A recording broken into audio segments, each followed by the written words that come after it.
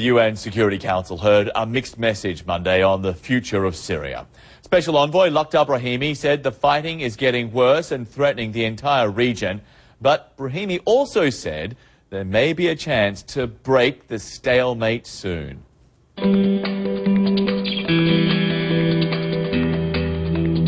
The new UN Arab League envoy to strife-torn Syria has given a downbeat assessment of the situation on the ground. International mediator Lakhdar Brahimi told the UN that things are extremely bad and getting worse. Brahimi says he has a few ideas but not a clear plan. I think there is no disagreement anywhere, but the situation in Syria is extremely bad and getting worse. That it is a threat to the region and a threat to peace and security in the world. Violence is continuing unabated across Syria. This footage is said to have been taken in the aftermath of an attack on Aleppo. Experts say Brahimi faces an uphill struggle to end the conflict, with both sides seemingly intent on fighting and the UN Security Council deeply divided.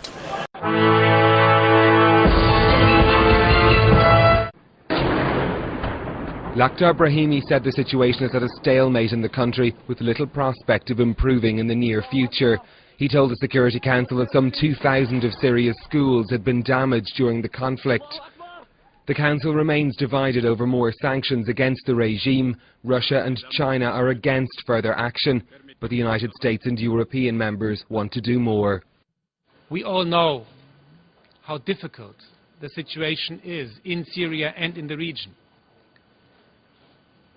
But if we give up now, with our political efforts, we would give up the people, the families. And this is why we will continue with our efforts. Brahimi met the Syrian president earlier this month. The envoy is said to have told the Security Council that Bashar al-Assad is still trying to portray the uprising as being fueled by outside nations. His peace plan isn't finalised yet, but the veteran diplomat said he hoped that a solution could be found to the conflict. I believe that Syria will be top of every leader's mind. There's no disguising the fact that Syria is a UN failure. Those against? The Security Council couldn't reach a common position, let alone take action. So the United Nations has become an audience watching a tragedy, with reported deaths in the deepening civil war now averaging at least 100 a day.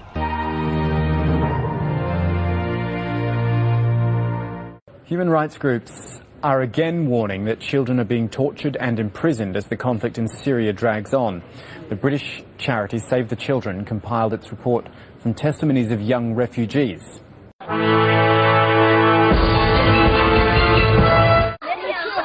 Class is underway at the School for Syrian Refugees in northern Jordan. For the pupils, it's a far cry from the horrors back home. The makeshift facility is part of Camp Zaatari, home to over 35,000 refugees. Around half are children. Many have experienced atrocities firsthand and lost those closest to them. Hassan is 14. He was attending a funeral when a bomb targeted the crowd. We saw the bodies and there was nobody around to help. There was rubble everywhere. I was devastated. I hated my life. I hated myself.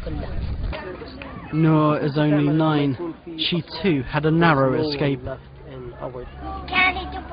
At first there were only tanks, then they went away. Then their planes started bombing and sending missiles. Ali lost his 2 young cousins after an attack by government forces in Daraa. He says he still has trouble sleeping. Whenever I hear a loud noise, I get scared and I start to cry. It reminds me of my cousins. These just 3 of the many harrowing stories collated by Save the Children. The NGO has called upon the UN to speed up their investigations into human rights violations involving Syrian children. They're even telling us of children being tortured in prison, little children only 10 years old, having their fingernails pulled out, even their fingers cut off. This is appalling, and it has to stop now. According to activists, around 29,000 people have died since the Syrian uprising began over 18 months ago. More than 2,000 were children.